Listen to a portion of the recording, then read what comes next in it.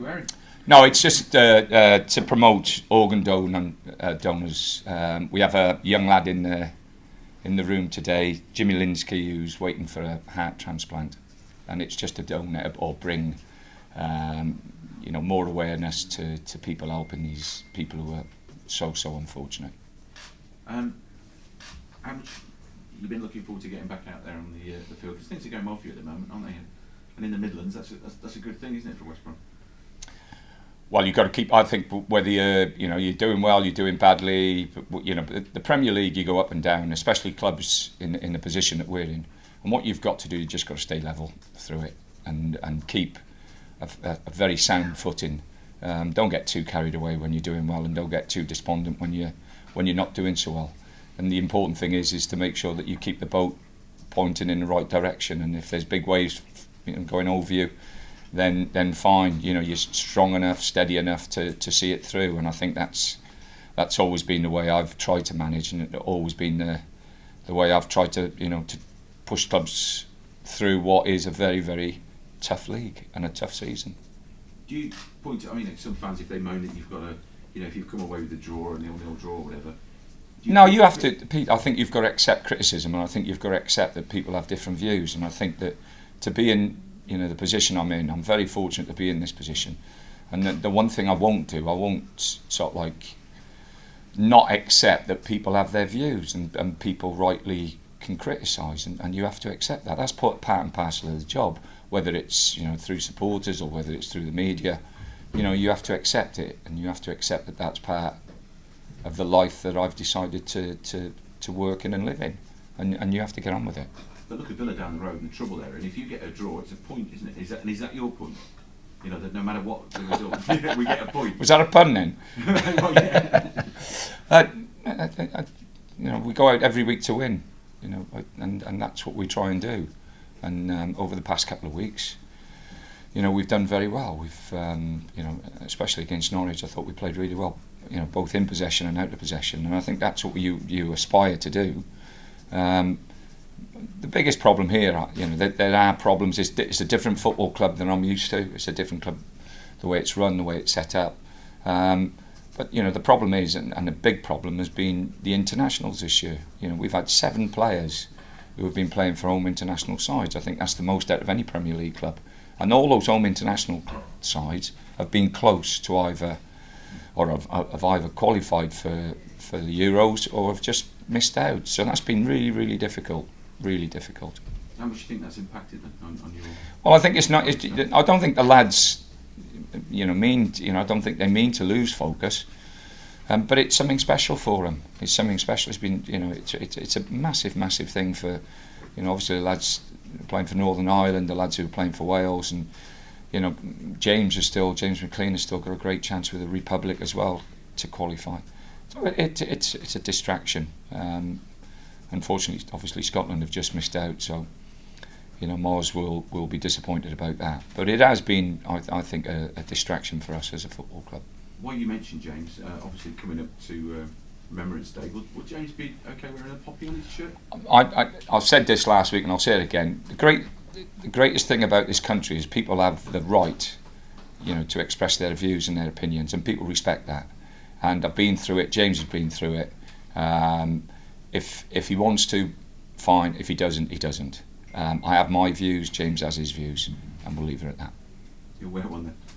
Sorry? You'll wear one then. No, if I'm not. No, I wouldn't. That James has got his views, and like I say, he's come out and spoke about it. And I think that whether you agree with him or disagree with him, that's his views. How big a fan are you of Jamie Vardy? Well, Vardy's done it. The way when you go back and look at when I first started, there was apprentices used to come in 3s and 4s, and if you weren't taken on as a professional at 18, you actually went back out. The football club made decisions at 18, 19 years of age. They never left it any longer than that. And the kids who weren't taken on were recycled back into non-league football. And if you look at at where I was down at Bournemouth at the time, Andy Townsend was playing at Weymouth, went back to Southampton, and what a career he had. We signed Sean Teal from Weymouth and people like that. So they got regurgitated into non-league football, and then because they were later developers, came back into the league. That has stopped. It's not as regular as what it used to be, because the academies now keep the players till they're 21, 22 years of age. So they don't get out to play that or get the chance of playing and coming back in. Vardy's one of a few now who have actually gone and done that and come into the league. And it's been refreshing to see a lad who's actually experienced working, non-league football, and then coming into the professional game and respecting and understanding how lucky he is.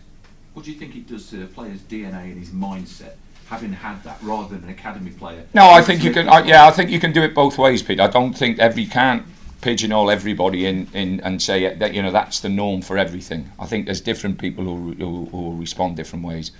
Jamie, looking at Jamie, every game's a cup final for him, and he plays that way, and he has done absolutely fantastically well for himself, and he's got the just rewards. It's been recognised at the top level. Do you think Sido would have benefited from digs at Fleetwood for a couple of years? No, Sido actually went out. He actually went out, and I think he played at Brentford. So, as I say, my way of doing it would be to get the kids out as quickly as possible. I wouldn't have them playing, 17, 18 years of age. I think they should be out.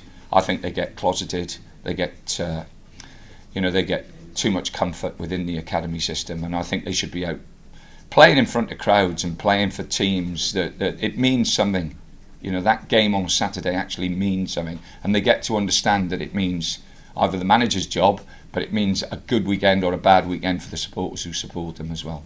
And do you think that competitive edge is better than academy football is non-competitive in some respects? No, I like I say, my views is that at 17, 18 years of age, if they're physically capable of doing it, then get them out and get them playing men's football as quickly as we possibly can. And what about Claudio Ranieri as well? A lot of people said that Nigel Pearson, good English manager, should have kept his job or whatever. But Claudio Ranieri's actually took the job on, and they're looking better, aren't they? Well, I'm not so sure about that. I thought the second half of the season, I think the Leicester team were absolutely fantastic. I think that Ranieri has benefited, without a question of a doubt, with all the work that Nigel's put in. And it's, as I've said before, it's very, very nice to step into a football club where everything is in place, and that club looks as though everything was in place. The season, or the finish of last season, that was a remarkable achievement. And Claudio's taken it, picked it up, and carried it on. But let's not. And it's difficult for me to say, but let's not forget the work that Nigel did. The 3 years, 4 years, he was at that club, putting that club in the position for Claudio now to push on. And do you take your players out every time you keep a clean sheet for pizza? I would have no money, Pete. they'd be enormous every time you keep a clean sheet. No, I think it's good. I think if you can get the players together, which make any excuse, any reason to do that, then I think it's good. I think it's good to get the players together. I think it's good to have that social contact. As long as you take the phones off them and their iPads and this, that, and the other, so they actually communicate with one another.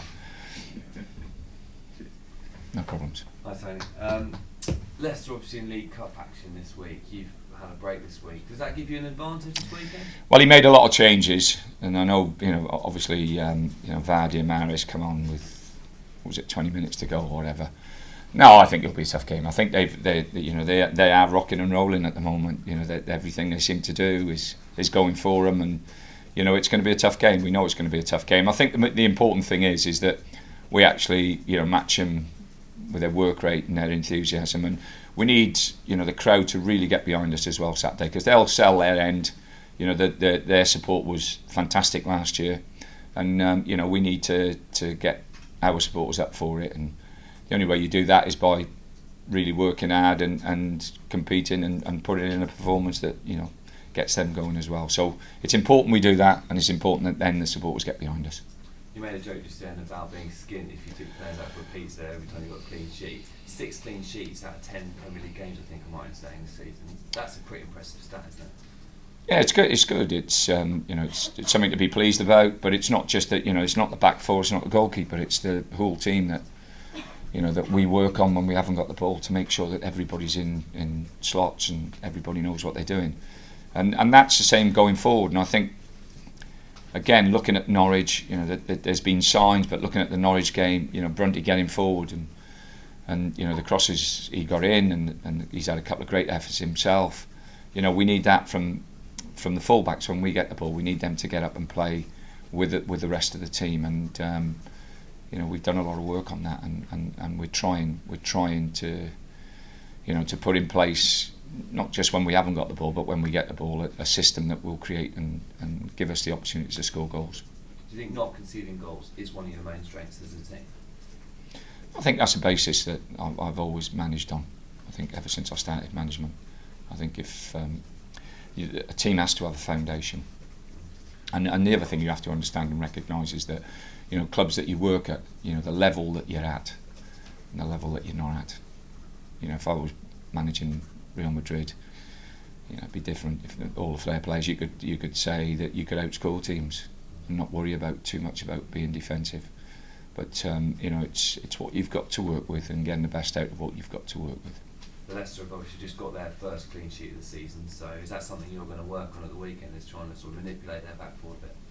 No, not really. We've you know, we've looked at Leicester. We respect Leicester. We've got you know, enormous respect for their players and what they've achieved over the past, you know, year or so.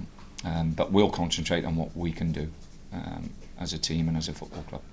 And just one last comment. Ranieri yesterday compared his club to a pizza. Would you compare your team or your club to any type of food at all? No. Tony, Leicester have made a habit of coming back from behind. If you can get a goal, do you think you can shut them out? We'll wait and see. You know, I think it's going to be. I think it'll be a good game tomorrow. I really do. I think it's a local derby. We're looking forward to it. I know they will be. Like I say, they're rocking and rolling at the moment. Everything seems to be going their way, and you know, they're enjoying their football. You look at the team; they look full of energy, full of enthusiasm. And that's what winning, you know, does to you. You know, it breeds so much confidence. And just injury news, have you got any? Yeah, we still got one or two knocks, and you know, that's we won't know exactly who's going to be fit, who's not going to be fit. I don't think until tomorrow morning.